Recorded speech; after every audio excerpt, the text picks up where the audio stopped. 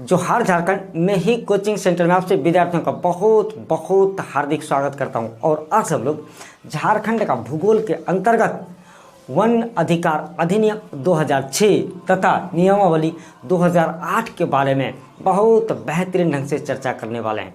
तो प्यारे दोस्तों, चलिए वीडियो सेशन को आरंभ करने से पहले, चीज़ों को विस्तार से आपको समझाने से पहले मैं आपसे भी विद्यार्थियों से ये एक बार निवेदन करना चाहूँगा कि जो विद्यार्थी झारखंड राज्य से संबंधित प्रतियोगी परीक्षाओं की तैयारी करते हैं वो निश्चित रूप से मैं ही कोचिंग सेंटर से जुड़े, चैनल को सब्सक्राइब करने के साथ ही बेल आइकन को भी जरूर दबाएं ताकि कंटिन्यूसली नोटिफिकेशन मिलता रहे, और वीडियो को ज़्यादा से ज़्यादा शेयर करें ताकि और सभी विद्यार्थियों को भी इसका लाभ मिल सके। प्यारे दोस्तों, चलिए अब चीज़ों को स्टार्ट करते हैं। और उससे पहले मैं आपको एक सूचना दे दूं कि ये वन से संबंधित अपना अध्याय चल रहा है। लेसन वन से संबंधित है, जंगल से संबंधित है, और ये सभी भाग, ये देखिए भाग 6 है।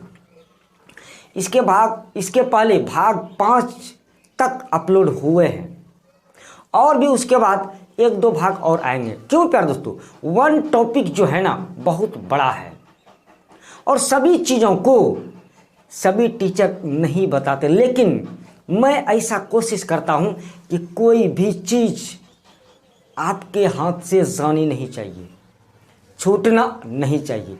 इसी के लिए मैंने इस टॉपिक को भी शामिल किया हुआ, और ये बहुत इम्पॉर्टेंट टॉपिक है प्यारे दोस्तों। चलिए अब चीज़ों को स्टार्ट करते हैं। और बहुत बेहतरीन ढंग से सबसे पहले हम लोग वन अधिकार अधिनियम फॉरेस्ट राइट एक्ट 2006, ये क्या है, इसका पूरा नाम क्या है, वन में रहने वाले लोग कौन हैं, किसे हम वन का निवासी कहेंगे, वन क्षेत्र किसे कहेंगे, वन ग्राम किसे कहेंगे, बहुतों सारे विषयों पर हम लोग आज चर्चा करने वाले। चलिए प्यारे दोस्तों, बारी बारी से चीज़ों को हम लोग समझते हैं। तो प्यारे दोस्तों देखिए, सबसे पहली बात कि वन अधिकार अधिनियम 2006, इसकी मंजूरी राष्ट्रपति के द्वारा 29 दिसंबर 2006 को दिया गया था। ये डेट आपको याद रखना है, 29 दिसंबर 2006 को। 29 दिसंबर 2006 को वन अधिकार अधिनियम 2006 की मंजूरी माननीय राष्ट्रपति के द्वारा दिया गया। चलिए और फिर बात को आगे बढ़ाते हैं। तो वन अधिकार अधिनियम का पूरा नाम क्या है, यह आपको बहुत कम जगह पे मिलेगा, लेकिन इसका पूरा नाम मैं आपको बाद में बताऊंगा।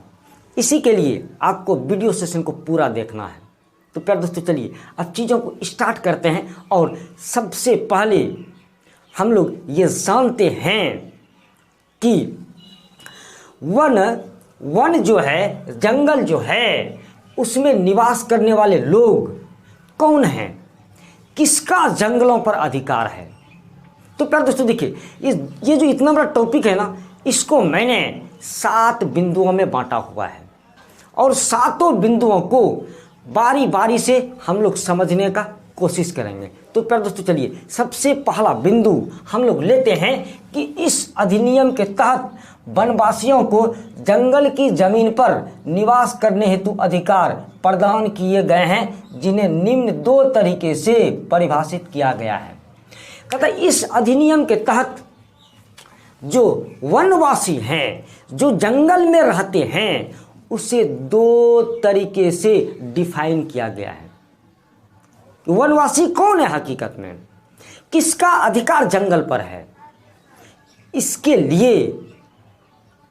लिए उसे 2 तरीके से डिफाइन किया गया है कि वनों पर अधिकार हकीकत में किसका है, कौन वन के निवासी हैं। तो प्यारे दोस्तों देखिए, वो 2 बिंदु कौन है। तो देखिए, सबसे पहले प्यारे दोस्तों, वन में निवास करने वाली अनुसूचित जनजाति, पहले इसके बारे में देखते हैं कि वन में निवास करने वाली अनुसूचित जनजाति कौन है। तो प्यारे दोस्तों देखिए, कहता इसके तहत अनुसूचित जनजाति के ऐसे सदस्य या समुदाय आते हैं जो प्राथमिक रूप से वनों में निवास करते हैं और जीविका की वास्तविक आवश्यकताओं के लिए वनों या वन भूमि पर निर्भर हैं।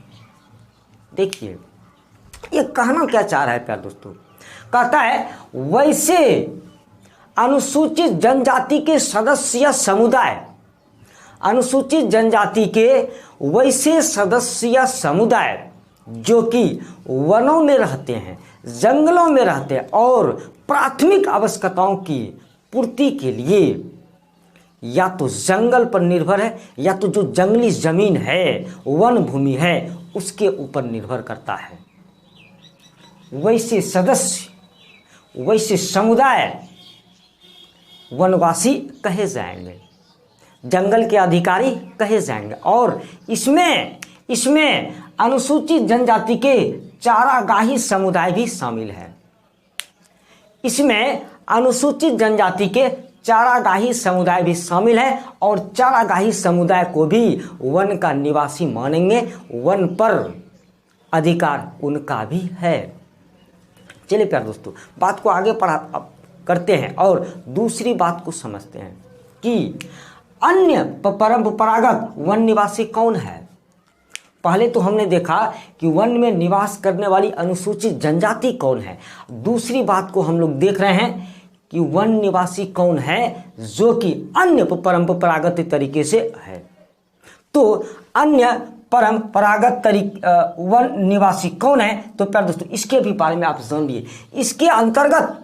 इसके अंतर्गत ऐसे समुदाय या सदस्य आते हैं, इसके अंतर्गत वैसे समुदाय या सदस्य आते हैं जो 31 दिसंबर 2005 ईस्वी से पूर्व कम से कम 3 पीढ़ियों तक प्राथमिक रूप से वन या वन भूमि में निवास करता रहा है और जीविका की वास्तविक आवश्यकताओं की पूर्ति के लिए वनों पर निर्भर रहा है, शामिल है। कौन? जो अनुसूचित जनजाति के अलावा हम किसे वन का निवासी मानेंगे, वन पर अधिकार किसका है, इसको भी डिफाइन किया गया है। तो प्यारे दोस्तों देखिए ये क्या बोल रहा है, जो 31 दिसंबर 2005 से पहले, इस डेट को याद रखिएगा, 31 दिसंबर 2005 से पहले 3 पीढ़ियों तक और एक पीढ़ी को 25 वर्ष की अवधि मानते हैं। एक पीढ़ी का अवधि 25 वर्ष तक का होता है। तो 31 दिसंबर 2005 के पहले 3 पीढ़ियों तक वनों में रहे हैं, जंगलों में रहे हैं और प्राथमिक आवश्यकताओं की पूर्ति के लिए जंगलों पर निर्भर हैं, वन भूमि पर निर्भर है, उसे भी हम वनवासी कहेंगे, जंगल का अधिकारी कहेंगे। इन दोनों चीज़ों को आपने बहुत बेहतरीन ढंग से समझ लिया कि अनुसूचित जनजाति के अंतर्गत किसे हम वनवासी कहेंगे, वनों का निवासी कहेंगे, वनों का अधिकारी कहेंगे, और अनुसूचित जनजाति के अलावा किसे हम वनों का अधिकारी कहेंगे, वनों में रहने वाले लोग कहेंगे जिसका अधिकार वन के ऊपर है। इन दोनों चीज़ों को हमने बेहतरीन ढंग से जान लिया। हर एक बिंदु को आपको समझना है प्यारे दोस्तों। चलिए अब दूसरा मुख्य बिंदु। तो प्यारे दोस्तों देखिए,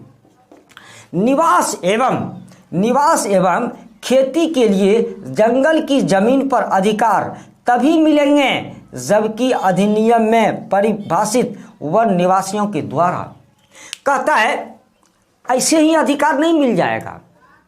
निवास करने के लिए, वन में रहने के लिए या वन भूमि पर खेती करने के लिए अधिकार ऐसे ही नहीं मिल जाता है, उसके लिए कुछ शर्तें हैं। तो क्या शर्तें हैं? वन में निवास करने के लिए क्या शर्तें हैं? वन के भूमि पर आप खेती करना चाहते हो, उसके लिए क्या शर्तें हैं? तो प्यारे दोस्तों 2 शर्त है, उस दोनों शर्त को आप समझिए। पहला शर्त, जंगल की जमीन 31 दिसंबर 2005 ईस्वी के पहले से अधिभोग में हो। उन लोगों के द्वारा जिसे अधिकार मिलना है या जिसका अधिकार है 31 दिसंबर 2005 से ही पूर्व उसका जंगल पर अधिभोग होना चाहिए। 31 दिसंबर 2005 से पहले जंगल पर अधिभोग होना चाहिए। दूसरा पॉइंट, 31 दिसंबर 2007 तक अधिभोग में होना चाहिए। पहले समझिएगा प्यारे दोस्तों, या तो 31 दिसंबर 2005 से पहले अधिभोग में होना चाहिए और 31 दिसंबर 2007 तक, 31 दिसंबर 2005 से पहले, दोनों बिंदु समझिएगा प्यारे दोस्तों, 31 दिसंबर 2005 से पहले और 31 दिसंबर 2007 तक, दोनों कंडीशन में, दोनों तिथियों तक अधिभोग में होना चाहिए। जमीन उसके अधिभोग में होना चाहिए, तो उसका अधिकार जंगल पर होगा, उस जगह पर होगा। समझ में आ रही होंगी, मुझे ऐसा विश्वास है कि ये दोनों बातों को आप समझ गए होंगे, दोनों शर्तों को आप समझ गए होंगे कि 31 दिसंबर 2005 के पहले और 31 दिसंबर 2007 तक अधिभोग में होना चाहिए। चलिए प्यारे दोस्तों, अब तीसरी बड़ी बात, तो तीसरी बड़ी बात के अंतर्गत क्या है प्यारे दोस्तों कि अधिनियम में वनग्राम को भी परिभाषित किया गया है। वनग्राम क्या है, हम वनग्राम किसे कहेंगे, उसको भी डिफाइन किया गया है। तो प्यारे दोस्तों देखिए, वनग्राम हम किसे कहेंगे, कहता है जिसमें रहने वाले ग्रामीणों को खेती एवं आवास के लिए वन भूमि पहले से ही वन विभाग के द्वारा दिया गया है। वनग्राम हम किसे कहेंगे, और जिन्हें इस अधिनियम के तहत अधिकार मिलना निश्चित है। ध्यान से देखिए, हम वनग्राम किसे कहेंगे, तो प्यारे दोस्तों देखिए, जो वहां पर निवासी हैं, जिसे पहले से ही सरकार के द्वारा भूमि दे दिया गया है, उसके नाम पर निबंधन किया जा चुका है। चीज़ों को समझिएगा, पहले से ही उसे भूमि दे दिया गया है, किसके लिए, रहने के लिए और खेती करने के लिए। तो जिसे पहले से ही भूमि आवंटित किया गया है रहने के लिए और खेती करने के लिए, और एक बात, जिसे इस अधिनियम के तहत अधिकार मिलना निश्चित है, जिसे इस अधिनियम के तहत अधिकार मिलना निश्चित है, तो उन लोगों के जो ग्राम होंगे, उन लोगों का जो गांव होगा, उसे हम वनग्राम कहेंगे। चीज़ें समझ में आ रही होंगी, मुझे ऐसा पूरा विश्वास है। चलिए प्यारे दोस्तों, बात को आगे बढ़ाते हैं। तो चौथा पॉइंट, मुख्य पॉइंट क्या इसके अंतर्गत, नए कानून में वन भूमि पर वन निवास के अधिकार को अवधारित करने के लिए प्रक्रिया आरंभ करने की शक्ति ग्राम सभा को दी गई है। अब देखिए, एक नई बात, ग्राम सभा की चर्चा हो रही है कि वन निवास के अधिकार को अवधारित करने के लिए नए कानून में, ये जो नया कानून है, इसमें वन भूमि पर वन निवास के अधिकार, किसे वन निवास के अधिकार हैं, तो उसको अवधारित करने के लिए जो प्रोसेस होगा, उसका अधिकार, उसकी शक्ति ग्राम सभा को दी गई है। कितना इजी किया गया है चीजों को। ग्राम सभा ही ये तय करेगा कि वन निवास के अधिकार किसे हैं, ये ग्राम सभा के द्वारा निर्णय लिया जाएगा। अच्छी बात है, लोकल लोगों के द्वारा निर्णय लिया जाएगा। तो प्यारे दोस्तों देखिए, कहता है ग्राम सभा को नियमावली 2018 के अनुसार, नियमावली 2018 के अनुसार क्या ग्राम सभा का गठन करना है। कहता है कि ग्राम सभा को, कहता इस शक्ति का प्रयोग करने के लिए, कौन सी शक्ति, वन निवासी के अधिकार, वन में जो निवासी हैं उसे अधिकार देने की शक्ति, वन में जो निवासी हैं उसे अधिकार देने की शक्ति जो है वह, और उस शक्ति, उसको अधिकार देने की शक्ति तो सबसे पहले किसको है? ग्राम सभा को है। लेकिन कहता वह इस शक्ति का प्रयोग कैसे करेगा? तो इस शक्ति का प्रयोग करने के लिए नियमावली 2008 के अनुसार एक ग्राम सभा का गठन करना है। एक ग्राम सभा का गठन करना है और उसी को यह शक्ति मिलेगी कि वन निवास के अधिकार, वन में निवास जो करने वाले लोग हैं उसे अधिकार मिले। और उसको अधिकार किस तरीके से मिले, किसे किसे अधिकार मिले, ये सभी बातें, ये सभी निर्णय ग्राम सभा ही तय करेंगी। तो ग्राम सभा का गठन करना है नियमावली 2008 के अनुसार। उसके बाद क्या बोल रहा है प्यारे दोस्तों, देखिए, ग्राम सभा को वन बचाने के लिए भी प्राधिकृत किया गया है। वन बचे, जंगल की अंधाधुंध कटाई ना हो, जंगलों का दोहन ना हो, इसके लिए भी इस ग्राम सभा को प्राधिकृत किया गया है, होना भी चाहिए। चलिए प्यारे दोस्तों, बात को आगे बढ़ाते हैं। और इसके लिए ग्राम सभा अपने ही सदस्यों में से एक समिति अलग से गठित करेगी। किसके लिए? जंगलों की रक्षा के लिए, जंगलों की सुरक्षा के लिए, जंगल बच सके, इसके लिए ग्राम सभा भी एक समिति का गठन करेगी जो कि ग्राम सभा के सदस्य ही होंगे। ग्राम सभा में जितने सदस्य होंगे उसी में से एक समिति का गठन किया जाएगा जो इन बातों के बारे में चिंतन करेगा कि जंगल को कैसे बचाना है, कैसे सुरक्षित रखना है। चलिए प्यारे दोस्तों, बात को आगे बढ़ाते हैं। और पांचवा मुख्य बिंदु, 7 मुख्य बिंदु है, पांचवा मुख्य बिंदु प्यारे दोस्तों देखिए, अनुसूचित जनजाति एवं अन्य परंपरागत वन निवासी, दोनों की चर्चा हमने किया। ये दोनों कौन है? तो अधिनियम 2006 को लागू करने हेतु मूलतः ग्राम सभा को 2 तरीके से आगे बढ़ना है। अब देखिए प्यारे दोस्तों, बात आ गई यहाँ पर, तो मैं आपको बता ही देता हूँ कि इसका पूरा नाम क्या है। वन अधिकार अधिनियम 2006 का पूरा नाम क्या है। तो प्यारे दोस्तों चलिए, मैंने तो सोचा था कि वीडियो के अंत में बताऊं, लेकिन चलिए यहाँ पर आ गई, वो बातें आ गई, पूरा फुल फॉर्म उसका आ गया। तो प्यारे दोस्तों देखिए, वन अधिकार अधिनियम 2006 का पूरा नाम अनुसूचित जनजाति एवं अन्य परंपरागत वन निवासी अधिनियम 2006 है। इसका पूरा नाम है, वन अधिकार अधिनियम का ये पूरा नाम है। चलिए प्यारे दोस्तों, अब देखते हैं। कहता है इसको लागू करने हेतु ग्राम सभा को 2 तरीके से आगे बढ़ना है। कैसे इसको लागू किया जाए? इसको लागू करने के लिए और सब कुछ कौन करेगा? ग्राम सभा ही करेगा। तो ग्राम सभा इस अधिनियम को लागू कैसे करेगा? तो 2 तरह से ग्राम सभा को आगे बढ़ना है। वो 2 तरीका कौन कौन सा है प्यारे दोस्तों देखिए। वो दो तरीका है कि वन भूमि पर व्यक्तिगत सामुदायिक अधिकारों को अवधारित करने की प्रक्रिया आरंभ करनी है तथा इसके लिए वन अधिकार समिति का गठन करना है। अब देखिए, ग्राम सभा जो है ना, एक वन अधिकार समिति का गठन करेगी।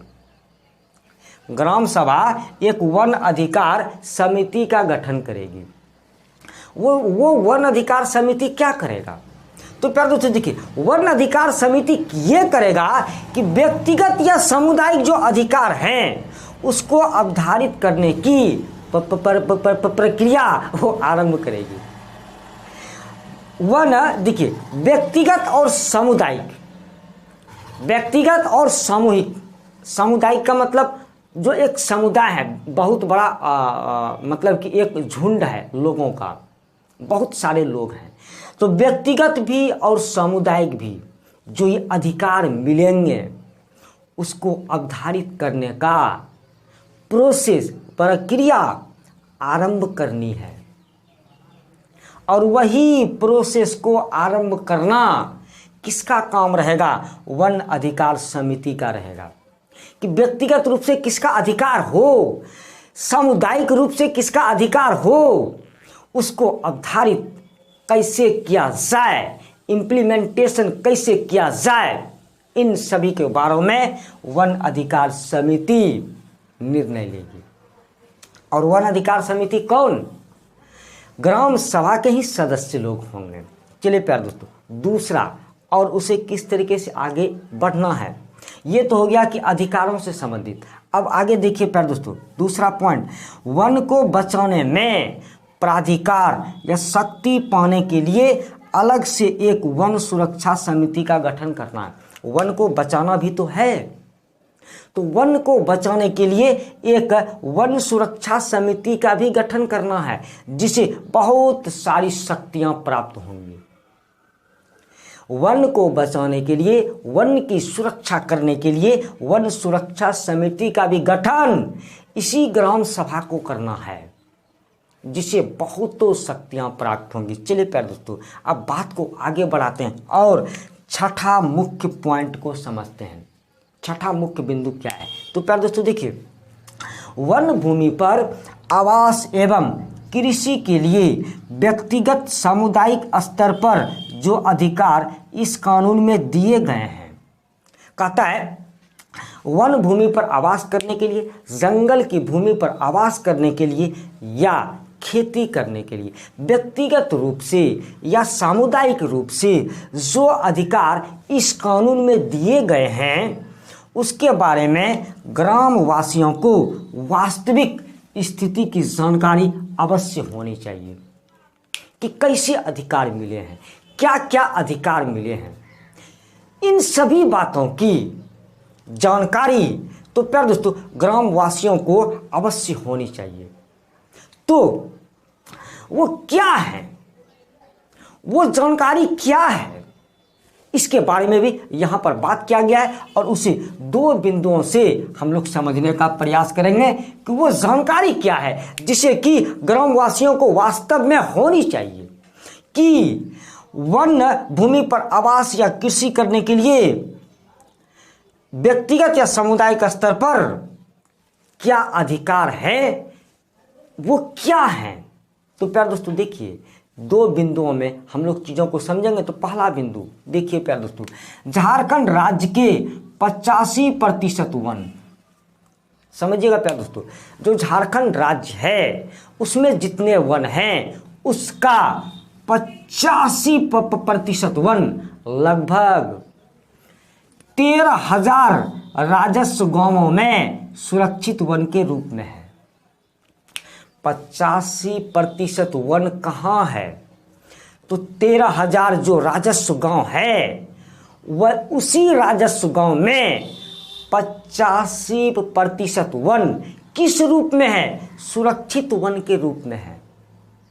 चीज़ों को समझिएगा, 85% वन सुरक्षित वन के रूप में है 13,000 राजस्व गांव में। ये जानकारी होनी चाहिए, बिल्कुल भी होनी चाहिए। जो ग्रामवासी हैं उसे ये जानकारी होनी चाहिए। उसके बाद उसी बिंदु में क्या लिखा हुआ है? इन वनों से लकड़ी, फूल फल, बीज पत्ती ये सभी प्राप्त करने का अधिकार, लाह लगाने का अधिकार इत्यादि, मतलब बहुतों अधिकार जो भी जंगल में हम लोग करते हैं, जंगल में जीविकोपार्जन के लिए जो जो चीज़ें हम करते हैं उन सभी का अधिकार इत्यादि का सामूहिक अधिकार सभी ग्रामवासियों को खतियान में है और वन कानून मान्य है। वन कानून मान्य है। कहता ये जो राजस्व गांव है इसमें जो रहने वाले लोग हैं, राजस्व गांव में जो रहने वाले लोग हैं उसे ये अधिकार प्राप्त है, उसके खतियान में, उसके खतियान में ये अधिकार प्राप्त है और वन कानून उसके लिए मान्य है। वह जो जंगल के उत्पाद हैं, जो वन के उत्पाद हैं, जैसे लकड़ी हो गया, जैसे फल फूल हो गया, जैसे बीज हो गया, जैसे और भी कोई उत्पाद हैं, उसे वह जंगल से प्राप्त कर सकता है। ये उसका अधिकार है, उस अधिकार से उसे कोई वंचित नहीं कर सकता है, और ये जानकारियां ग्रामवासियों को होनी चाहिए। चलिए प्यारे दोस्तों, दूसरा मुख्य पॉइंट, इसी के अंतर्गत दूसरा पॉइंट को हम समझते हैं। तो किसी गांव का कोई भी ग्रामीण प्राथमिक रूप से वनों में निवास करते हैं, कोई भी ग्रामीण जो कि प्राथमिक रूप से वनों में निवास करते हैं और जीविका की वास्तविक आवश्यकताओं के लिए वन या वन भूमि पर निर्भर नहीं रहे हैं। देखिए प्यारे दोस्तों, अभी थोड़ा सा इस बात में पेच है, इस चीज़ों को समझना बहुत जरूरी है। तो उन्हें इस अधिनियम के अनुसार वन निवासी नहीं कहा जाएगा और वन भूमि पर कृषि या आवास के लिए उनका कोई अधिकार नहीं होगा। देखिए प्यारे दोस्तों, वो तो वन में निवास रहते हैं। प्राथमिक रूप से जो व्यक्ति या कोई भी सदस्य, गांव का कोई भी लोग जो कि वहां पर रहते हैं, प्राथमिक रूप से उस गांव में रहते हैं, वन में निवास करते हैं, लेकिन अपनी जीविका के लिए, देखिएगा, रहते तो वही हैं उन्हीं लोगों के साथ, लेकिन अपनी जीविका के लिए, वास्तविक आवश्यकताओं के लिए वनों के ऊपर, वन भूमि के ऊपर निर्भर नहीं है। वैसे व्यक्ति जो बिल्कुल भी निर्भर नहीं है किसी भी चीज़ों के लिए, तो वह इस अधिनियम के तहत वन निवासी नहीं माना जाएगा। उसका जंगल पर कोई अधिकार नहीं होगा, वह कृषि के लिए भूमि का उपयोग नहीं कर पाएगा, वह आवास नहीं बना पाएगा। देखिए प्यारे दोस्तों, बस कितना माइनर सा डिफरेंस है, कितना माइनर सा डिफरेंस है। जो जंगलों के ऊपर निर्भर है अपनी प्राथमिक आवश्यकताओं की पूर्ति के लिए, जो वन भूमि पर निर्भर है उसे सारे अधिकार हैं, और जो रहते उन्हीं लोगों के साथ में लेकिन निर्भर नहीं है, जो वनों पर निर्भर नहीं है, वन भूमि पर निर्भर नहीं है, अपनी प्राथमिक आवश्यकताओं की पूर्ति के लिए वह वन निवासी नहीं है, उसे कोई अधिकार नहीं मिला हुआ है। देखिए, बस माइनर सा डिफरेंस है। चलिए प्यारे दोस्तों, अब सातवां मुख्य पॉइंट, मैंने बोला था 7 पॉइंटों में चीज़ों को समझना है, तो ये 7वां मुख्य पॉइंट। पर दोस्तों देखिए, इस अधिनियम में ग्राम सभा को वन बचाने का भी अधिकार दिया गया है। कहते जो ग्राम सभा है, जो ग्राम सभा है, उस ग्राम सभा को वनों को बचाने का भी अधिकार दिया गया है, कि वन बचे इसका भी अधिकार उसे दिया गया है। इसके लिए गठित समिति के माध्यम से ग्रामवासियों को अधिकार, भागीदारी एवं सम्मान देने का निर्णय वन एवं पर्यावरण विभाग, झारखंड सरकार के संकल्प संख्या 6023 दिनांक 15 नवंबर 2007 में लिया गया है। कि वन बचाने का अधिकार, सबसे पहली बात कि वन बचाने का अधिकार ग्राम सभा को तो है, और उसके भी अलावा क्या, जो ग्राम सभा जो समिति गठित करेगी वन को बचाने के लिए, वन को बचाने के लिए समिति गठित की गई है। किसके द्वारा? ग्राम सभा के द्वारा। कौन सी समिति? वन सुरक्षा समिति। तो वन सुरक्षा समिति के माध्यम से, ग्राम सभा के माध्यम से ग्रामवासियों को अधिकार मिले, उसकी भागीदारी हो और सम्मान उसे मिले। वो जंगलों के लिए इतना कुछ सोच रहा है भाई, उसे सम्मान मिलना चाहिए, उसकी भागीदारी होनी चाहिए, उसे अधिकार मिलने चाहिए। तो अधिकार का निर्णय, इन सभी चीज़ों का निर्णय वन एवं पर्यावरण विभाग, झारखंड सरकार के संकल्प संख्या 6023, ये याद रखिएगा, संकल्प संख्या 6023 दिनांक 15 नवंबर 2007 में लिया गया है। क्या लिया गया है? कैसा संकल्प लिया गया है? वन विभाग के द्वारा, वन एवं पर्यावरण विभाग झारखंड सरकार के द्वारा क्या संकल्प लिया गया है? 15 नवंबर 2007 में कैसा संकल्प लिया गया है? वो भी क्या संकल्प संख्या 6023 में क्या संकल्प है? तो प्यारे दोस्तों देखिए, 2 संकल्प है। वो कौन कौन से संकल्प हैं प्यारे दोस्तों? पहला, वन सुरक्षा समिति। जो ये वन सुरक्षा समिति है कि अनुमति के बगैर मामूली घटनाओं में किसी भी ग्रामवासी पर वन मुकदमा नहीं चलेगा। बहुत बड़ी बात कि वन सुरक्षा समिति के अनुमति के बिना इसकी अनुमति के, वन सुरक्षा समिति की बिना अनुमति के मामूली घटनाओं में किसी भी ग्रामीणों पर वन मुकदमा नहीं चलेगा। ये तो उसका अधिकार होना ही चाहिए। छोटी मोटी बातें हो गई तो मुकदमा उसके ऊपर नहीं होना चाहिए। क्यों? क्योंकि वो वहां का ही निवासी है। और अगर यदि कोई मुकदमा चलेगा तो उसके लिए वन सुरक्षा समिति की अनुमति अनिवार्य है। बहुत अच्छी बात। अगला बात प्यारे दोस्तों देखिए, और क्या संकल्प लिया गया है? दूसरा संकल्प, वन अपराध की सुलह वन सुरक्षा समिति की अनुशंसा पर ही होगा।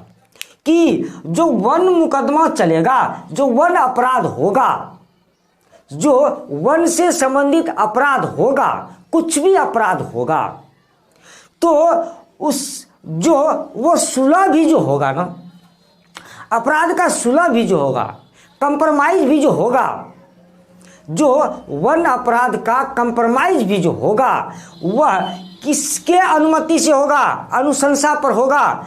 तो वन सुरक्षा समिति की अनुशंसा पर होगा। वैसे सुलह होने का कोई संभावना नहीं है। जब तक वन सुरक्षा समिति अनुशंसा नहीं करती है तब तक वन अपराध में सुलह नहीं हो सकता है, कंप्रोमाइज नहीं हो सकता है। तो प्यारे दोस्तों देखिए, ये मुख्य 7 बिंदु थे जिसे मैंने आपको समझाने का प्रयास किया और बहुत बेहतरीन ढंग से समझाने का प्रयास किया। मैंने अपने एंड से तो पूरा प्रयास किया। अब आपके ऊपर निर्भर है कि आप कितना समझे हैं। वीडियो को 1-2 बार देखिए, चीज़ें समझ में आ जाएंगी। नोट्स डिस्क्रिप्शन में डाला हुआ है, वहाँ से भी नोट्स आप लोग उतार सकते हैं। तो प्यारे दोस्तों, उम्मीद करूँगा ये वीडियो सेशन आपको बहुत अच्छा लगा होगा। और ये वन से संबंधित जो ये अपना चैप्टर चल रहा है, ये भाग 6 ही है। इसके बाद भी 1, 2, 3 भाग और आएंगे प्यारे दोस्तों, क्योंकि मैं चीज़ों को बहुत विस्तार से समझाना चाहता हूँ। मुझे बिल्कुल भी संतुष्टि नहीं होती है आप थोड़े से में ही चीज़ों को समझ जाएं, ये संभव नहीं है। आप विस्तार से सभी चीज़ों को समझना चाहते हैं। तो प्यारे दोस्तों, उम्मीद करूँगा ये वीडियो सेशन बहुत अच्छा लगा होगा, ज्ञान की बातें आपको समझ में आई होंगी। आप सभी विद्यार्थियों के उज्जवल भविष्य की कामना करता हूं। आपने लक्ष्य की प्राप्ति में जरूर सफल हो, ईश्वर से प्रार्थना करता हूं। जिन विद्यार्थियों ने इस वीडियो को देखा, बहुत बहुत धन्यवाद देता हूं। जय हिंद, जय झारखंड।